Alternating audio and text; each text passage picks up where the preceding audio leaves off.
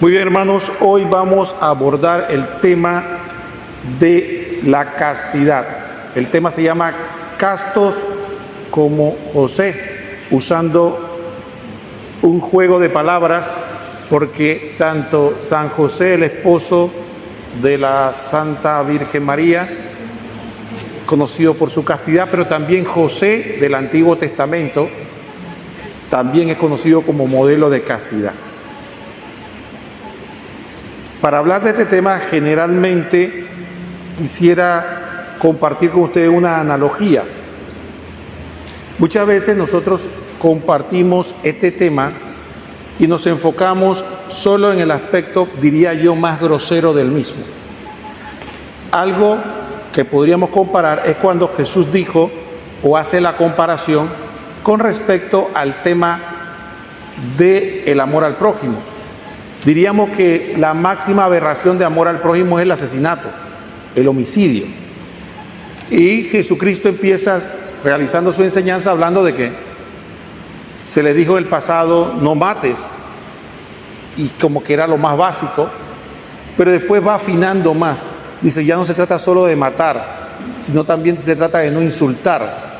Después empieza a hablar de que hay que amar, y la espiritualidad va creciendo a tal punto que dice la palabra que ya no se trata solo de amar, sino de servir, inclusive de ver a los demás como superiores a nosotros. Del hecho más grosero de no matar al hecho de servir como Cristo, que se hizo esclavo de todos, como cuando dio modelo el Jueves Santo lavándole los pies a sus discípulos. Algo parecido es el viaje que vamos a hacer con la castidad. Vamos a empezar hablando de lo más grosero y después vamos a ir hablando y afinando un poco más para que veamos que solo castidad no se refiere a ese aspecto que muchas veces se habla que es como una especie de combate solamente a la lujuria. Entonces, partamos de una premisa. La sexualidad humana es un don de Dios. Fue creada por Dios. Dios nos creó, nos dio el cuerpo y por lo tanto nos dio todo lo que tenemos, y dentro de ellos tenemos el deseo sexual, nuestra genitalidad, que muchas personas ya la ven de manera tan morbosa que no se atreven ni mencionarla en la iglesia, ¿no? Mencionar genitalidad, órganos sexuales, relación sexual.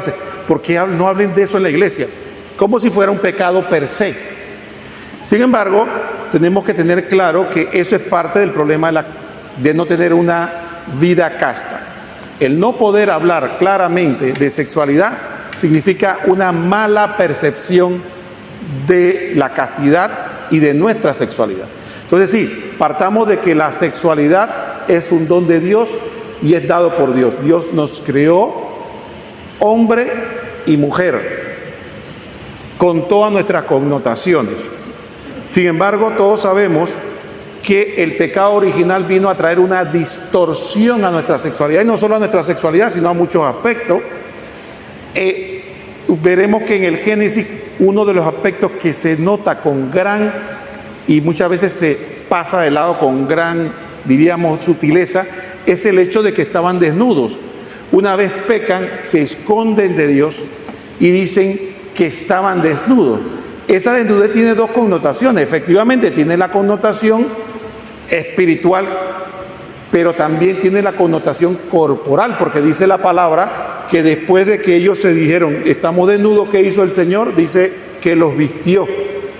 Y ahí empieza uno de los elementos importantes, que ya después del pecado original, un antes y un después.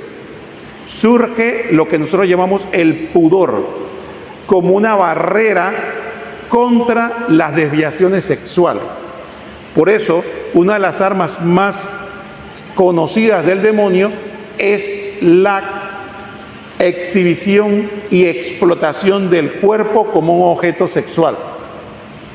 Llámese en la publicidad, en la pornografía, en la moda, porque se nos quiere decir de que como no existe el pecado original y somos realmente naturalmente buenos, entonces podemos andar semidesnudos por la calle y nadie va a pensar nada malo, ni nadie va a pecar con eso.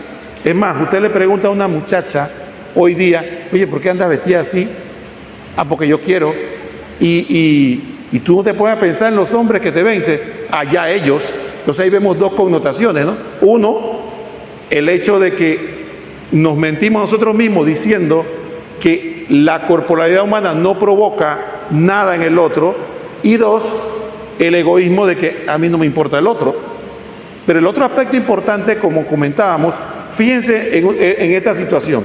Si la corporalidad humana no tuviera ningún sentido en cuanto al ser humano, la pornografía no fuera un negocio multimillonario y la publicidad no usara el cuerpo de la mujer para promover productos. Sin embargo, vivimos en una sociedad hipócrita. Dice, no, si eso no tiene nada, pero sí lo utilizamos porque sabemos que provoca. Así que sí, el pecado original trajo en nosotros una desviación de lo natural, parecido a lo que puede ocurrir con algo tan natural como comer. ¿Qué es la gula? Sino la desviación de algo natural, que es el apetito o el deseo de comer para poder sobrevivir, y que Dios puso en mucho de ello un placer para que lo hiciéramos bien y con gusto, pero la desviación, ¿qué es? La gula, comer demasiado, excederse. Entonces algo parecido ocurre con el sexo, que es algo natural, algo bueno, pero el pecado original lo distorsiona. Entonces vemos algunos ejemplos como cuando Sodoma y Gomorra generalmente se manifiesta en la Biblia como un grado ya sumo de depravación. Uno de los elementos importantes es que el pecado original desvincula nuestra sexualidad, ¿no?, de nuestro ser. Es decir, el sexo tiene valor por sí mismo. Entonces, como lo desvinculamos de nuestro ser, no solo de nuestra corporalidad, sino de nuestra espiritualidad, se convierte en algo externo, casi un Dios por sí mismo. Y eso provoca que el hombre vaya experimentando cada vez en ese ámbito hasta que lo hace sin ningún sentido de razón, que fue lo que le ocurrió en Sodoma y Gomorra, que en Sodoma y Gomorra ya la sexualidad se depravó tanto que ya no había sentido de razón para ello.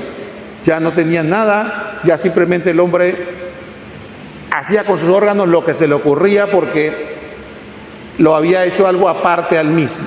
Es como una persona que va a paladear algo y aunque sabe que es veneno, pero le sabe bien, dice, pero yo voy a comer porque tengo paladar, me gusta, puedo tragármelo y llega a mi estómago, pero te va a matar, no importa, porque yo quiero simplemente sentir el gusto del placer que me provoca. Y eso continuó, porque fíjense, nosotros muchas veces pensamos que vivimos en la peor época de la historia. Eso es bastante discutible, porque si usted se da cuenta, en Sodoma y Gomorra, que era una sociedad tan antigua, ya se dio una depravación tal que dice que el mismo Dios simplemente no la soportó. Y entonces, ¿a qué porcentaje? Dice que no encontraron ni 10 justos. O sea, ¿qué porcentaje de la población estaba depravada? Casi el 100%. Entonces, ¿qué ocurre? Piense en lo que describe San Pablo en la carta a los Romanos. Romanos 1, 24, 28. Por eso, dejándolos, como dijimos, recuerden, el pecado original, que es la separación o la primera rebeldía del hombre con Dios, es lo que provoca la depravación sexual. Ni siquiera es nuestra atracción al otro sexo, o podríamos decir de alguna manera la sociedad. Es la separación del hombre de Dios lo que le hace perder sentido de su sexualidad. Entonces Romanos lo explica muy bien, dice Romanos 1:24. Por eso, dejándolo abandonado los deseos de su corazón, Dios los entregó a una impureza que deshonra sus propios cuerpos, ya que han sustituido la verdad de Dios por la mentira, adorando y sirviendo a las criaturas en lugar del Creador, que es bendito eternamente. Amén. Por eso Dios los entregó también a pasiones vergonzosas. Sus mujeres cambiaron las relaciones naturales por otras contrarias a la naturaleza, Del mismo modo, los hombres, dejando las relaciones naturales con la mujer, ardieron en deseos los unos de los otros por los otros, teniendo relaciones deshonestas entre ellos y recibiendo en sí mismo la retribución merecida por su extravío. Y como no se preocuparon por reconocer a Dios, Él los entregó a su mente depravada para que hicieran lo que no se debe. Entonces, cualquier parecido con nuestra realidad no es coincidencia. Aquí lo dice. ¿Y esto cuándo se escribió? Hace 2000 años. Entonces nosotros pensamos, no, que lo que pasa es que ahora la gente está loca. No, pero aquí está. Llegó en Roma, San Pablo describe lo que él vio. Entonces imagínense, San Pablo era un hombre santo. San Pablo no andaba en los burdeles, ni andaba en los prostíbulos. ¿Cómo sería que él se entera de eso? O sea, que era algo público y notorio.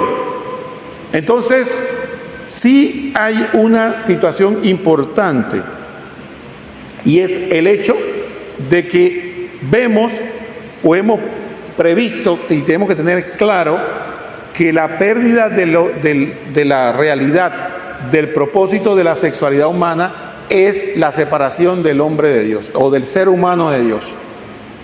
Entonces, esa es la primera razón, y eso lo dice la Escritura. Tenemos que tenerlo muy claro. Entonces, una primera enseñanza, un elemento importante para equilibrar nuestra sexualidad es, uno, reconocer que es un don de Dios.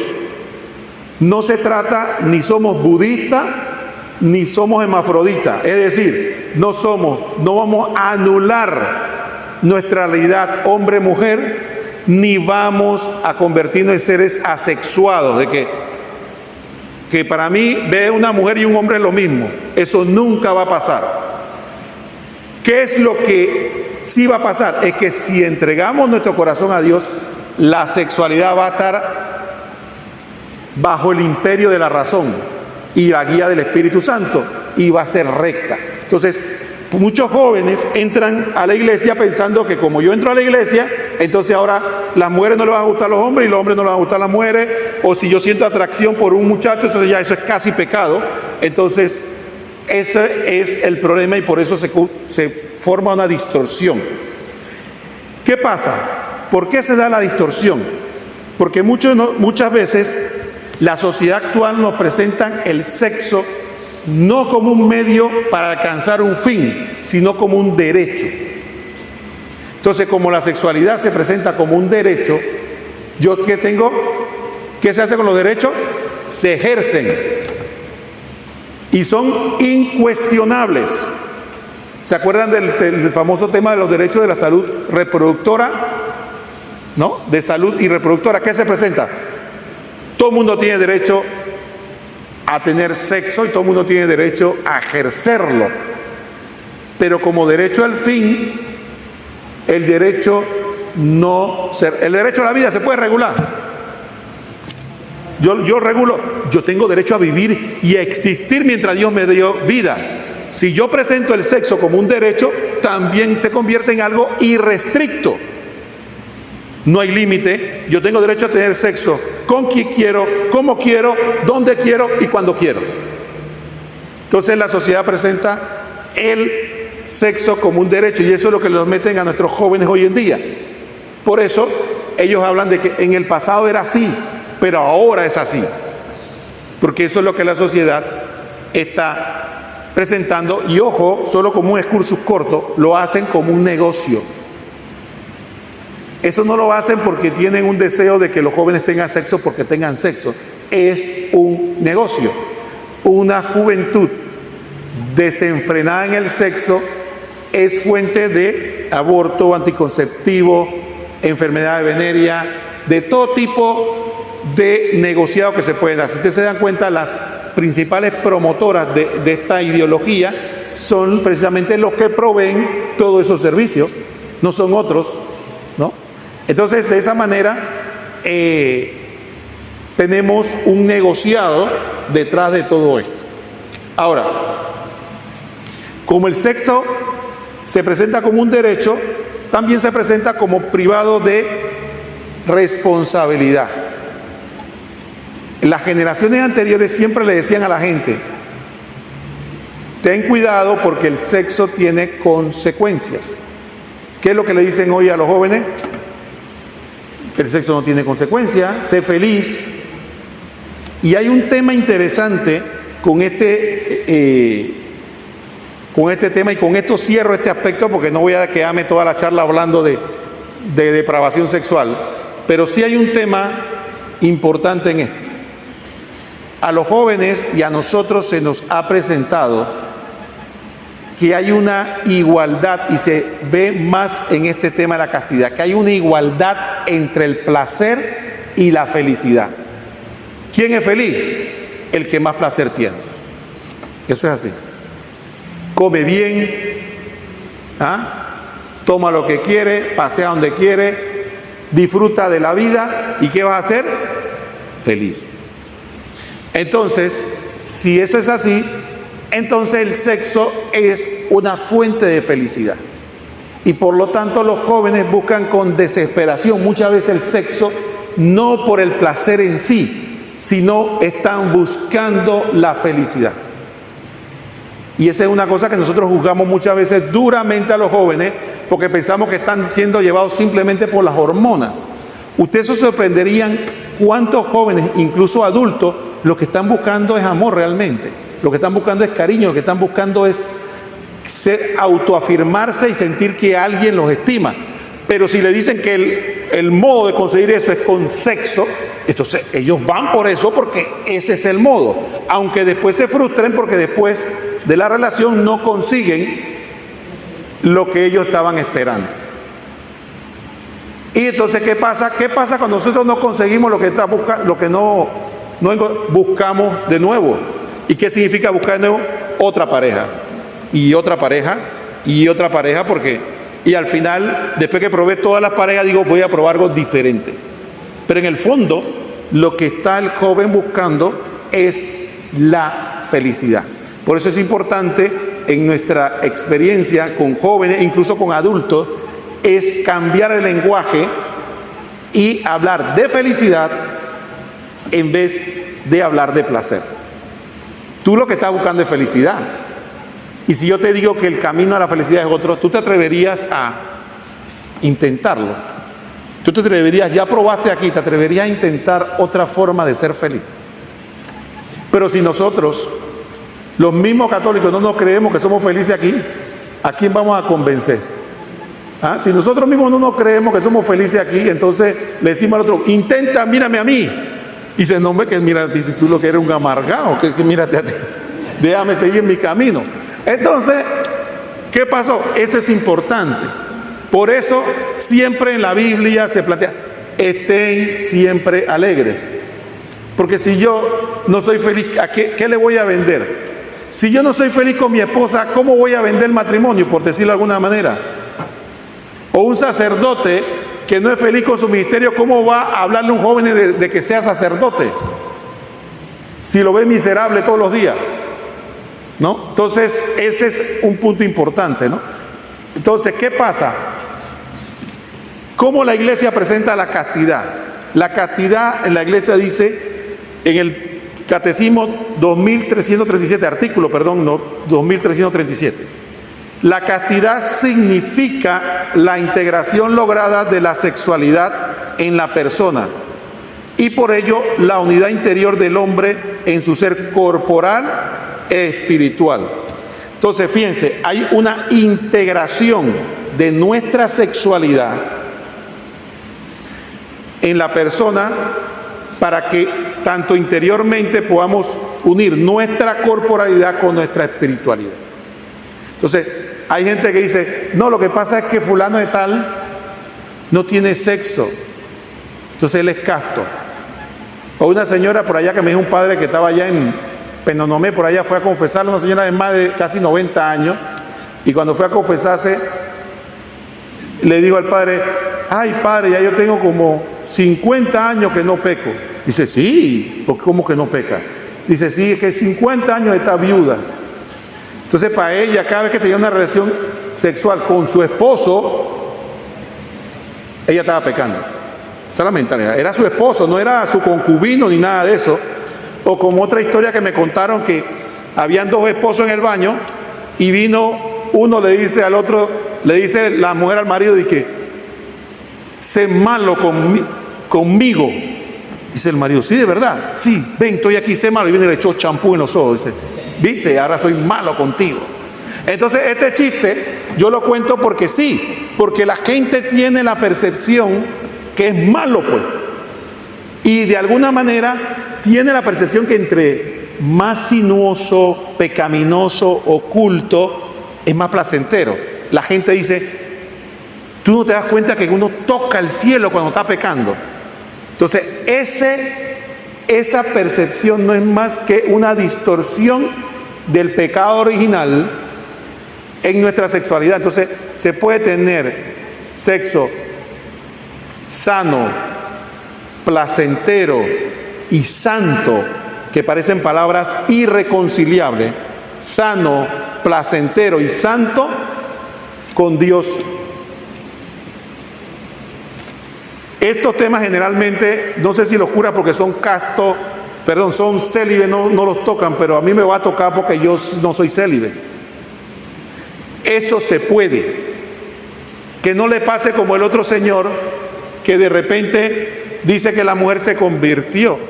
Así como aquí mi hermano, ¿no? Que la esposa se convierte y entonces como se cree tan santa, dice, ahora voy a poner a la Virgen María aquí, San José, el Sagrado Corazón de Jesús en la habitación. Y el hombre fue a hablar con el cura para decirle que él no podía tener nada con la esposa porque cuando él iba a hacer algo veía que la Virgen María lo estaba mirando y veía que el Sagrado Corazón lo estaba mirando. ¿Y qué terminó diciendo a la mujer? Que sacara todos los cuadros del cuarto porque él no podía estar con la mujer. Ese es un ejemplo crudo pero real de cuando nosotros tenemos el pecado, nos ha distorsionado la sexualidad humana. ¿Ok? Entonces creemos que, bueno, nosotros que somos laicos, que estamos casados, que tenemos una esposa, tenemos un matrimonio, entonces nosotros casi que no nos salvamos. ¿Por qué? Porque tenemos intimidad. Entonces, eso es importante. La iglesia no dice eso, la iglesia dice que hay que integrar nuestra sexualidad con la espiritualidad. La iglesia enseña algo más profundo. La iglesia enseña que cuando los esposos tienen intimidad y lo hacen, es un acto santo y una oblación a Dios. Es increíble y la gente ni se lo imagina. No piensa que está haciendo un acto oblativo a Dios, si es un sacramento. Están ejerciendo un sacramento. Fíjense que cuando hasta que los esposos no tienen intimidad, el matrimonio no se consuma. Pero la gente cree como que eso es aparte, eso es allá aparte, eso es otra cosa entre marido y mujer, aparte de nuestra espiritualidad. Pero le voy a contar algo más. ¿Por qué se da esa distorsión? Esa distorsión se da porque recuerdo que había una hermana, y esto es real, que dice que un padre le había dicho a ellos que antes de tener intimidad tenían que rezar, ¿no? Para que fuera santo. Entonces, ¿qué pasó? La hermana le dijo, entonces le dijo la esposa al esposo que, bueno, vamos, pero vamos a rezar el rosario. Dice el marido, pero si después que terminé el rosario yo quería ir a dormir, ya no sabía ni qué iba a hacer. Entonces, eso hace que la gente piense que oración y relación no tenga, sí, es así. ¿Pero por qué? Porque cuando nosotros oramos, nuestro espíritu crece y nuestra corporalidad disminuye. Por eso cuando ayunamos ocurre lo mismo. En la medida que nuestra corporalidad disminuye, nuestra espiritualidad crece.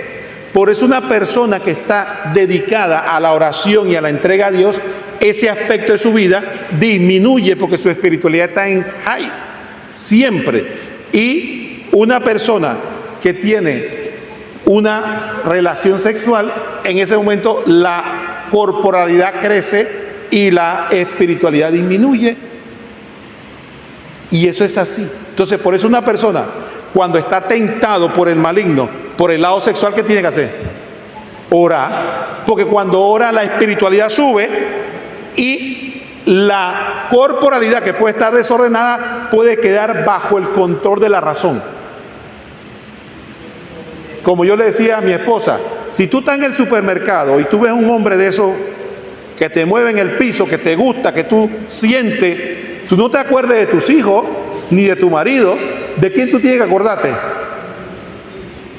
Clama a Jesucristo, porque ese es el que te va a volver a que suba la espiritualidad y tú puedas tener control de tu corporalidad, y al final lo mires, pero después todo no es tan guapo como yo lo veía. Entonces sí, entonces vemos, y esto lo tenemos que hablar porque muchas veces no se habla en la iglesia, entonces la gente anda confundida. Entonces la gente llega al principio de que, bueno, mira, para yo ser tan santa, al final lo que voy a hacer es que no voy a tener nada con mi marido, porque así yo veo como que soy más espiritual. Pero ¿qué es lo que dijo San Pablo al respecto? No se separe el hombre de la mujer, a menos que sea por breve tiempo y para orar. ¿Y qué más dice? No le den lugar al diablo. Entonces ahí San Pablo también viene a explicitarnos cómo la oración sí tiene una diferenciación con respecto al comercio sexual. Tiene, pero no porque sea malo, sino por nuestra propia naturaleza, ¿no? Nuestra propia naturaleza. Fíjese, otro ejemplo. Siempre la tradición de la iglesia ha enseñado que la gula y la lujuria va de la mano. Por lo mismo, porque en la medida que usted, su corporalidad crece, su espiritualidad baja. ¿Qué dijo el Señor? Oren, porque ¿qué? La carne, el espíritu está pronto, pero la carne es débil. Entonces nosotros tenemos que tener un equilibrio entre nuestra corporalidad y nuestra espiritualidad. Es un equilibrio, ni darle palo al cuerpo, porque el cuerpo no es culpable por el cuerpo, ni darle palo a la espiritualidad, porque todo tiene que ser el cuerpo, sino que tener un equilibrio. Por eso el catecismo decía que hay que integrarlo, porque somos personas, cuerpo material, alma espiritual en unidad de persona. Entonces, hasta ahí, 1 Tesalonicenses 4, del 3 al 5, la voluntad de Dios es que sean santos, que se abstenga del pecado carnal. Mire San Pablo cómo pone esos dos elementos: santidad, pecado carnal. ¿Sabe por qué? Mire San Pablo lo que dice, que los demás pecados quedan fuera del cuerpo, pero dice que el pecado de la carne o el pecado sexual queda dentro de nosotros. Eso es tal lo que puede afectar cuando se hace, se peca sexualmente, cómo afecta a nuestra espiritualidad. Dice además el versículo 4, que cada uno sepa usar de su cuerpo con santidad y respeto, sin dejarse arrastrar por los malos deseos, como hacen los paganos que no conocen a Dios. ¿Qué pasa? En el campo de las religiones, fíjense lo importante, en el campo de las religiones paganas, usted sabe que había un elemento que se utilizaba para atraer a la gente, que era la prostitución llamada sagrada. ¿Qué hacían? Decían que era un prostíbulo disfrazado de templo. Ahí iba la gente, ¿sabe cómo era la forma de darle culto a Dios? A los dioses, eso pues, era ir y tener relaciones sexuales con la prostituta, que era una sacerdotisa. Y entonces, de allí, algunas religiones, mistéricas y algunas, empezaron a relacionar el sexo con la unión con Dios. Y eso es lo que tentaba tanto al pueblo de Israel. Cuando ustedes lean el Antiguo Testamento, se darán cuenta. ¿Se apagó? Yo la apagué, perdón. Cuando ustedes lean el Antiguo Testamento, ustedes se darán cuenta que hay temas donde se va a hablar de prostitución. Y dice que tiene que ver la prostitución con la idolatría. Es por eso. Porque los israelitas eran tentados con los otros dioses, porque esas religiones, imagínense, Si Dios le decía que había que ser, no adulterarás, y tendrás una sola mujer y serás fiel a esa, y no desearás la mujer del prójimo, ni nada de eso, entonces le dice la otra religión, no, mira, pero ¿qué? Mira, acá tú vienes, le das culto a Dios, te va a ir bien y tienes sexo cada vez que tú quieras. Cada vez que tú le dices a tu mujer que va a dar culto al templo, es que te vas a acostar con una prostituta. Entonces las mujeres quedaban, los hombres quedaban testados y abandonaban el culto a Dios. ¿No? ¿Por qué mencioné esto? Dentro y fuera de la iglesia, ¿cuál es la mayor fuente de escándalo? Más conocida. ¿Ah? Sexo. ¿Los escándalos cuál es? Sexo. Dentro y fuera de la iglesia.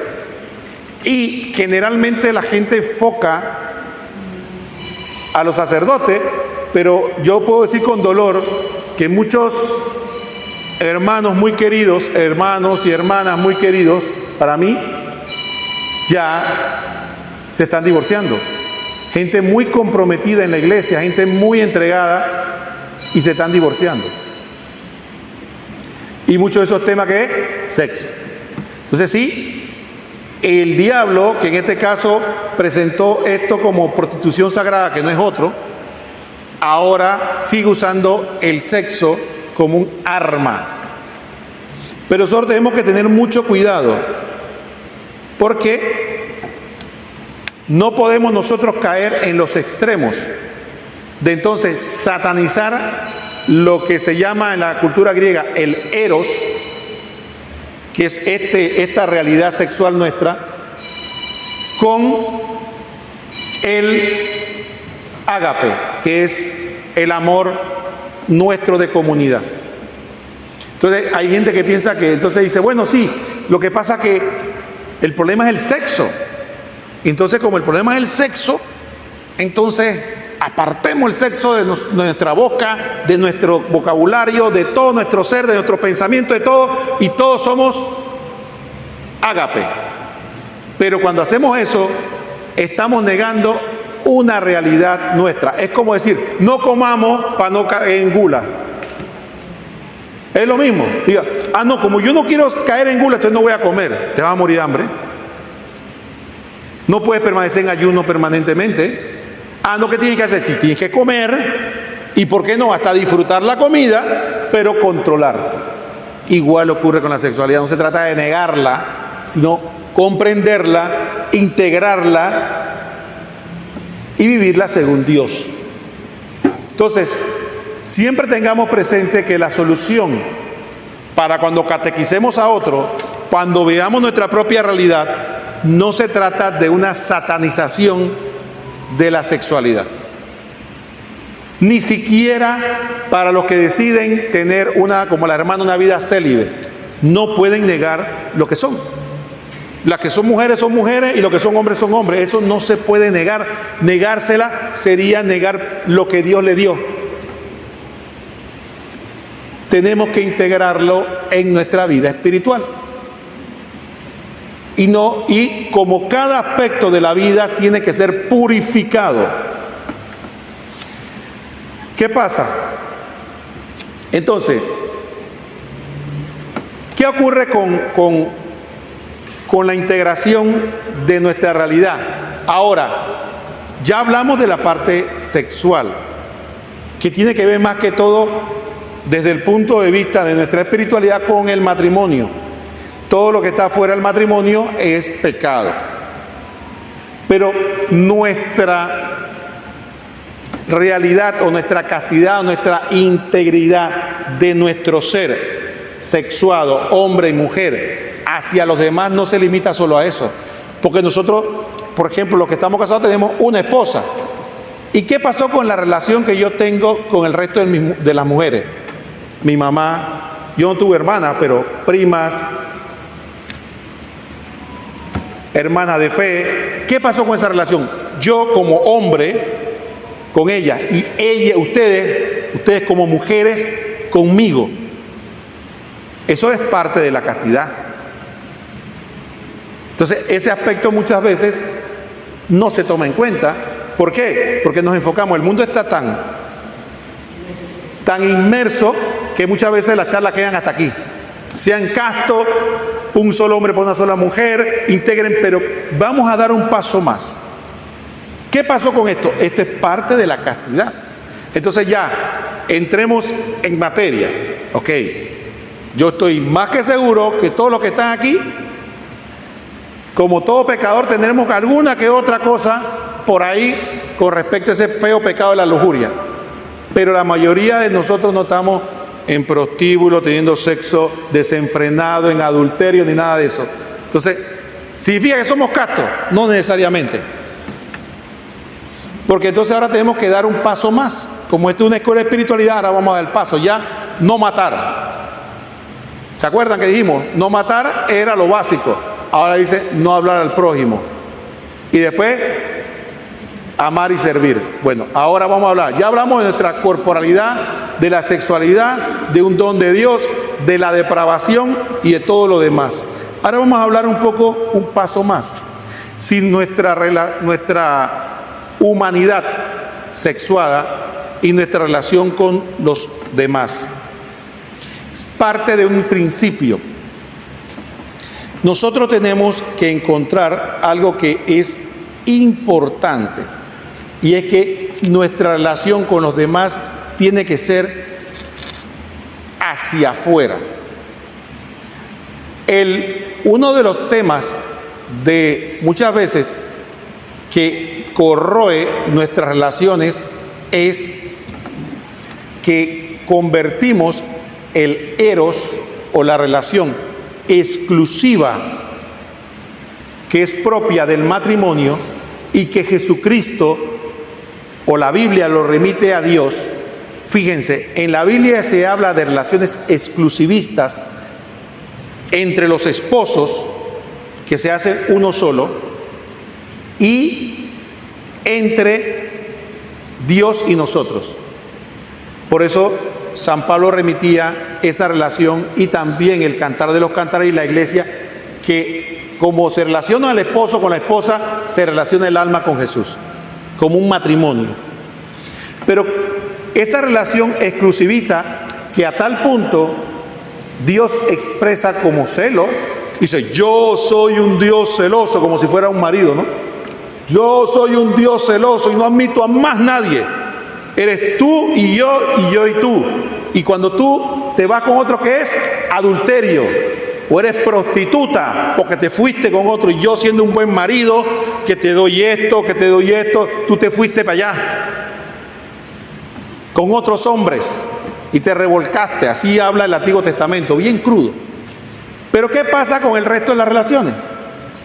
El resto de las relaciones generalmente es hacia afuera. Entonces dice Lucas 17:33, el que pretenda guardar su vida la perderá, y el que la pierda la recobrará. Entonces, ¿qué ocurre? Voy a poner un ejemplo para ilustrar lo que estoy diciendo. Vamos a poner un ejemplo. Pónganse un padre de familia que tiene 3 hijos. Y no sé si ustedes que tienen hijos han tenido esa experiencia. Entre 2, 3 hijos, siempre hay uno que se lleva mejor con el papá o la mamá. Y es el más cariñoso, y es el más...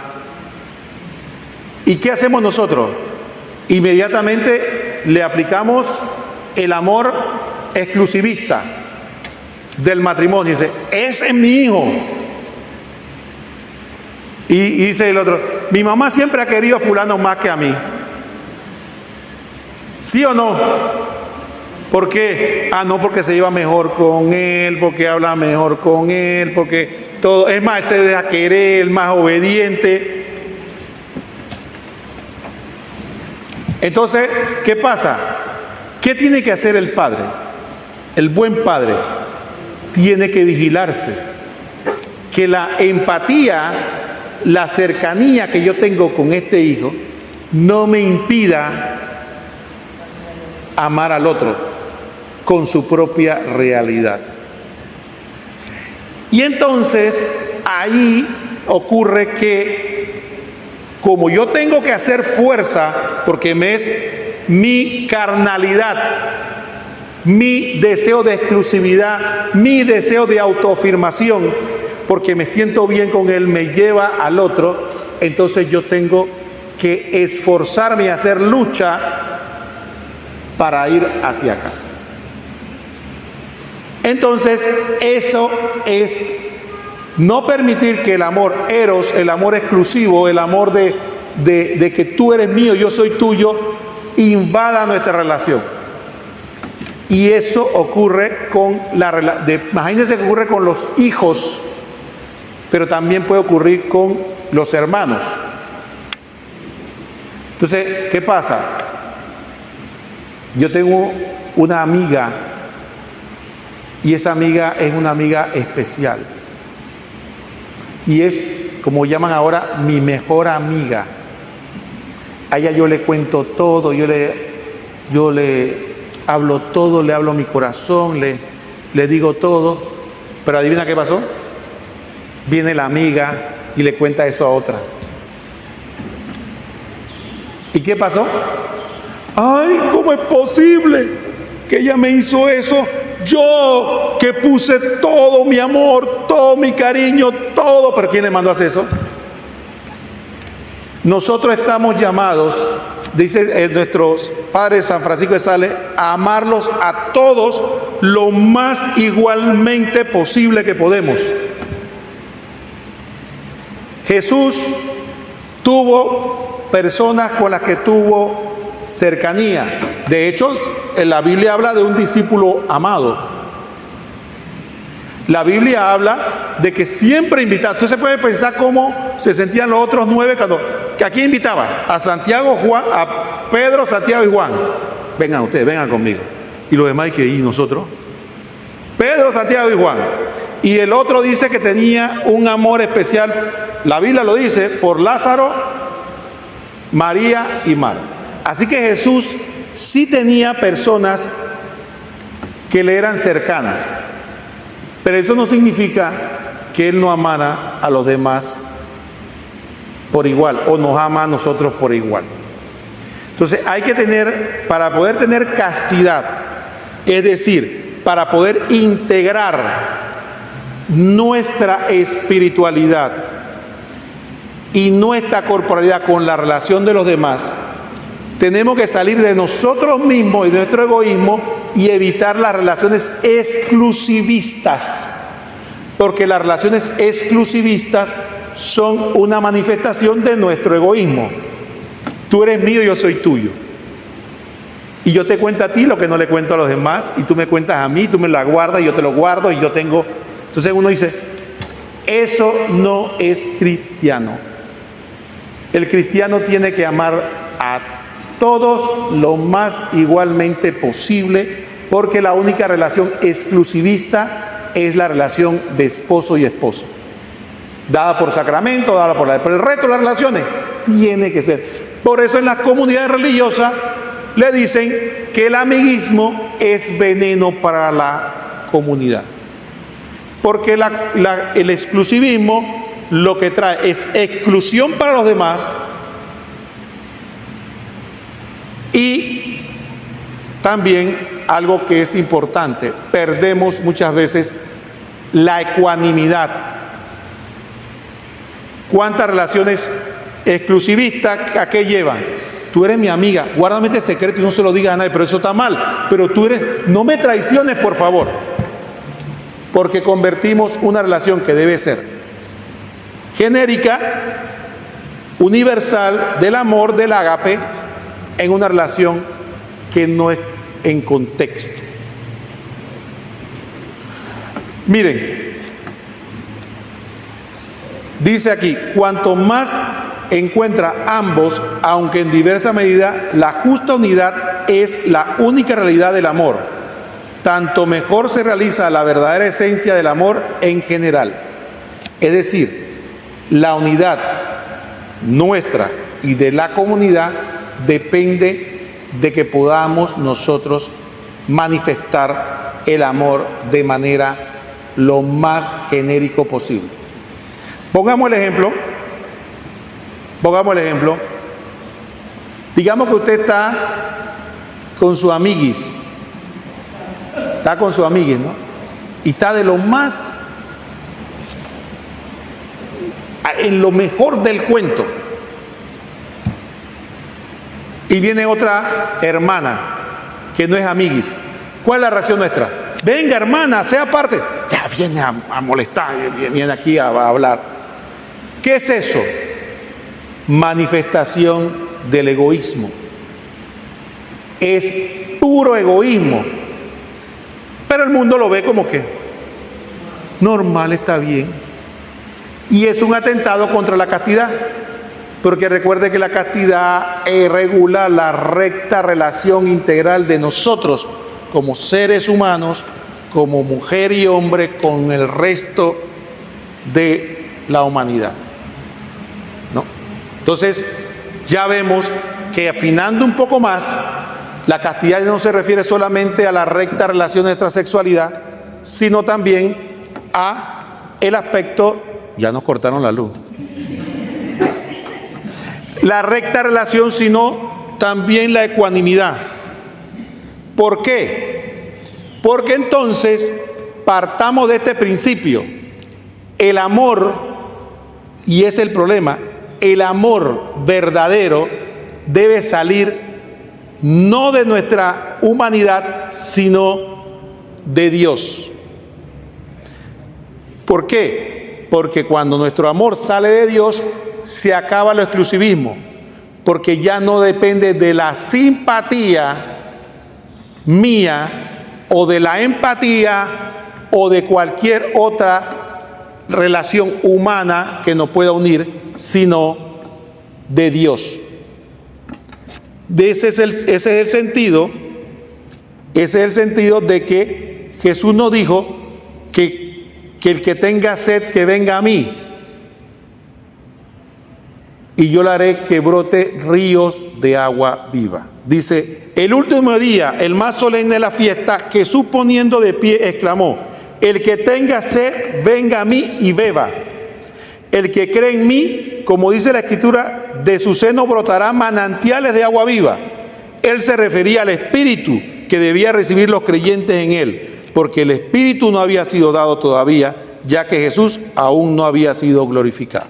Entonces, el amor que tenemos que tener a los demás es el amor que nace del Espíritu.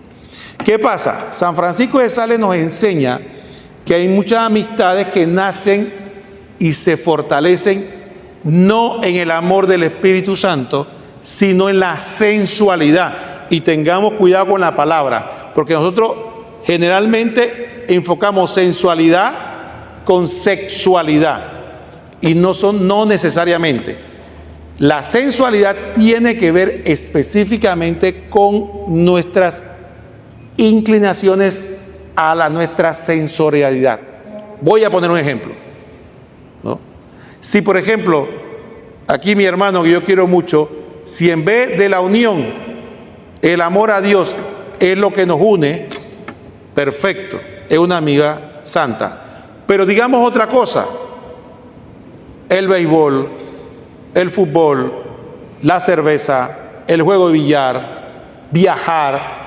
Si eso es lo que nos une y cuando no hay eso, no hay amistad, es una amistad sensual.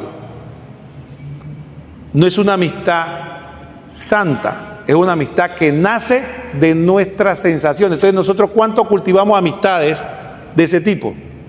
Amistades que de repente puede ser de la cosa más sencilla, es que tenemos los mismos temas, es que nos gustan los mismos temas. Puede ser hasta teología, es que a ella le gusta teología, a mí también, nos sentamos a hablar y eso nos une. Por eso nada más. Y no se aman por el amor a Dios. Entonces, siempre tengamos presente que si bien es cierto, no es malo, no es pecaminoso tener una amistad y que tengamos intereses afines, siempre recordemos que si queremos crecer espiritualmente, el fundamento de la amistad tiene que ser el amor a Dios. mutuo. Y eso es lo que San Francisco de Sales nos dice, que esa es la diferencia entre las amistades locas y las amistades santas. ¿Cuál es el fundamento que lo une? Si es el amor a Dios, es una amistad santa. Si es un amor de sensualidad, entonces ahí vemos la diferencia en la relación nuestra. Entonces, ¿cómo sabemos que es una amistad sensual? Porque me tienta de qué. Yo quiero poseer al otro. El otro es lo mío, es mío y nadie me lo quita, ¿no? Entonces celamos a la amiga, celamos a la hermana. Venga, hermana, siéntese aquí. No me voy a sentar. ¿Por qué? Siéntese aquí conmigo. Entonces, esas relaciones exclusivistas, posesivas, tú conmigo, venga aquí, yo siempre quiero trabajar con usted. Por eso nosotros que somos laicos es más difícil, pero en una orden religiosa, una superiora, desde que ve eso, lo corta. Ay, pero aquí no dejan que uno tenga amiga. Sí, lo que no podemos tener amistades exclusivistas y posesivas. Si ocurre con la familia, ¿qué pasa con una madre cuando posee al hijo? Este es mi hijo, y cuando llega una muchacha, fuera, tú no eres digna de mi hijo. Y viceversa. O el hijo que no se puede separar de la mamá, pues, enfaldado de la mamá, pues no puede dejar a la mamá y se casa y tiene hijos, y yo tengo que ir a ver a mi mamá todos los días. Pero porque todos los días ya te casaste, ya la Biblia dice: abandonará al hombre a su padre y a su madre y se unirá a su mujer una sola carne. Es que yo tengo que ver a mi mamá todos los días porque yo no sé qué. Amor posesivo. Y cuando se le muere, ¿qué va a pasar? El amor exclusivista, posesivo, que ocurre en la amistad, en la familia, es un fruto de lo que llamamos una amistad sensual. La amistad o el amor santo, ¿qué es capaz? Abrirse a los demás y también dejarlos ir, porque no me pertenecen, le pertenecen a Dios. Y eso hay que cultivarlo en todos los aspectos. ¿Y saben lo importante? Y esto es un excurso solamente. Mire, porque esto nos va a permitir a nosotros prepararnos para la muerte. Usted ve que hay personas que cuando se le muere a alguien se agarra del ataúd. ¿Por qué te fuiste? ¿Por qué Dios me lo quitó? No tenía amor, tenía un amor. Ahí prendió, sí. Tenía un amor sensual. La gente que, ¿cómo quería la mamá? No lo quería, se quería él mismo. Lo que él está llorando es porque, ¿qué voy a hacer yo? No, tu mamá está en el cielo. No me importa, yo lo que quiero es que, ¿qué voy a hacer yo ahora que mi mamá no esté? Amor egoísta, pero el mundo lo ve como, ¿cómo la quería? Sí. Bueno, ¿qué pasa? ¿Por qué es importante ese amor de este tipo? Porque cuando amamos así, dice la carta a los Corintios, que podemos hacer lo que dice San Pablo. Dice San Pablo: en efecto, siendo libre, me hice esclavo de todo para ganar el mayor número posible.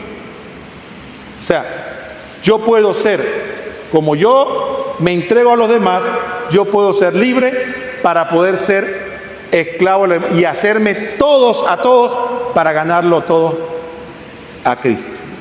Pero eso se puede hacer cuando yo no tengo una amistad egoísta, posesiva. Y también tenemos que liberarnos de esas esclavitudes. Bueno, para concluir, la integridad de nuestra vida como seres humanos, hombres, mujeres, abarca todas nuestras relaciones.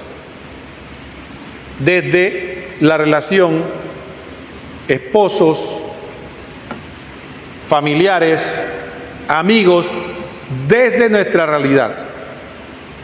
Y podemos nosotros aprender a relacionarnos siempre bajo la luz y la guía del Espíritu Santo en santidad. Los esposos como esposos, los hermanos como hermanos, los familiares como familiares. Recuerden que se habla del amor eros, que es el de los esposos, se habla del amor filio, que es el de la familia, y se habla del amor ágape, que es el de los hermanos, que es la iglesia. Nos enseña que es el amor entre nosotros.